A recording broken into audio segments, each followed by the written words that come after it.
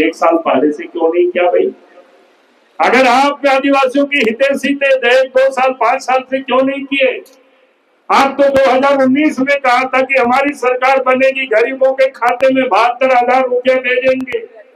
5 साल हो गया, आपने कितनी लोगों के घरों में 72,000 रुपया साल में भेजा? नहीं भेजे तो आपने घोषणा आपने किया था, चुनाव घोषणा पत्र में आपने लिखा था। तो कान पकड़ के मोराबादी में माफी मांगे झारखंड की जनता से, अपने घोषणा किया था हमसे गलती हुई। आपने कहा था विधवा को, वृद्ध को, विकलांग को 2,500 रुपया पेंशन देंगे। हम लोगों ने तो नहीं कहा था आपको घोषणा करने के लिए, आपने वो भी दिया नहीं। आपने कहा था नव विवाहिता लड़की को शादी होगी सोने की सिक्का देंगे। हम लोगों ने तो नहीं कहा था कि ये घोषणा करो, आपने किया था। आपने क्यों नहीं किया? आपने इस देश में, इस राज्य में 10.5 लाख से अधिक ग्रीन कार्ड बनाया था और कहा था कि मुफ्त में अनाज देंगे। आपने अगर नहीं दिया तो क्यों नहीं दिया? आपको माफी मांगनी चाहिए जनता से। आपने कहा था 5 लाख नौजवानों को रोजगार देंगे, नौकरी देंगे, नहीं तो संन्यास ले लेंगे।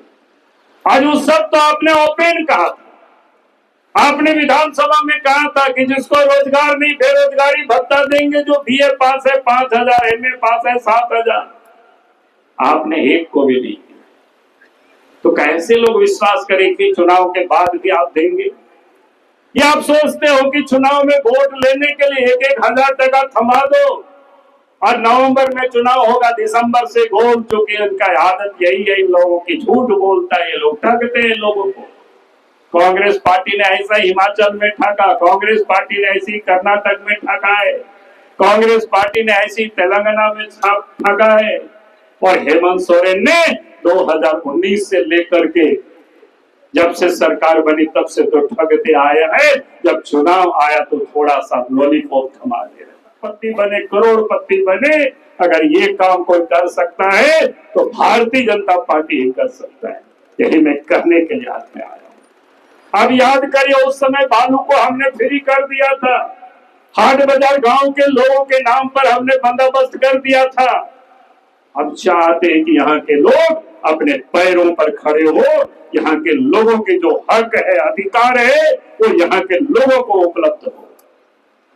और हमने इतना ही नहीं, आप देखिए हमारे माँ बाने हरिया दारू बेचती है, लेकिन अंग्रेजी शराब की व्यापारी कहां से आते हैं? दिल्ली से आते हैं, मुंबई से आते हैं, छत्तीसगढ़ से आते हैं।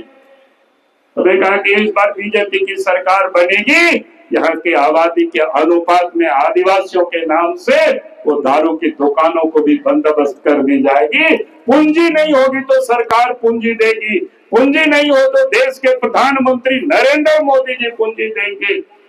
लेकिन हम चाहते हैं कि यहाँ के आदिवासी भाई बहनें भी लाखपति और करोड़पति बने। अगर ये सपना कोई पूरा करेगी तो बीजेपी ही कर सकती है। यही मैं आज आप सब लोगों से कहती, चिंता करेगी। और हमको, आपको सबको विश्वास दिलाते हैं, भारतीय जनता पार्टी वो 1,000 से भी अच्छी योजना लेकर के आएगी। और जो योजना हम लेकर के आएंगे वो एक एक जनता को उपलब्ध कराएगी। यही हम आप सबसे कहते हैं।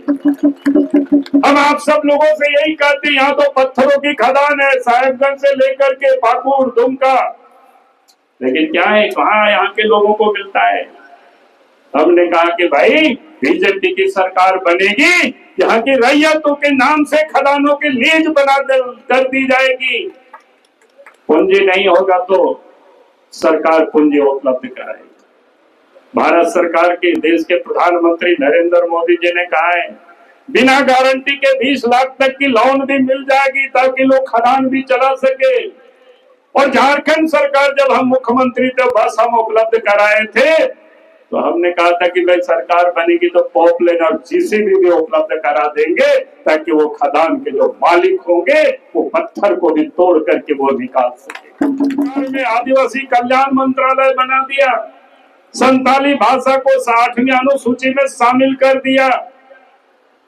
आदिवासियों को हितों की कौन काम करता है? कांग्रेस ने क्यों काम नहीं किया इतने वर्षों तक? झारखंड को उन्होंने अलग क्यों नहीं किया? क्योंकि उनको यहाँ के लोगों की तकलीफ से कोई मतलब नहीं है, सिर्फ वो राजनीति करते हैं वोट के लिए। और इसलिए हम यही कहने के लिए हम आए। और इतना ही नहीं, देश के प्रधानमंत्री नरेंद्र मोदी जी ने श्रीमती द्रौपदी मुर्मू को इस देश के राष्ट्रपति भी बनाया, वो हमारे संथाल ही बने हैं।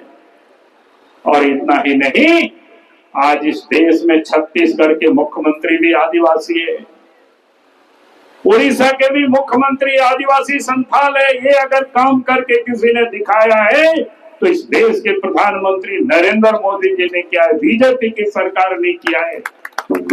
और वहां कोई छोड़ तोड़ की सरकार नहीं है। उड़ीसा में भी बहुमत है, छत्तीसगढ़ में भी बहुमत है। अगर कोई भारतीय जनता पार्टी के जनता के आदिवासियों के बारे में विचार करती है, विकास के बारे में सोचती है, तो बीजेपी सोचती है, दूसरे कोई पार्टी, दूसरे कोई नेता नहीं सोचते हैं। अब याद करिए, गांव तक सड़क नहीं होता था आदिवासियों के गांव तक। आज अगर वो आने जाने की सुविधा उपलब्ध कराई तो बीजेपी की सरकार ने कराई।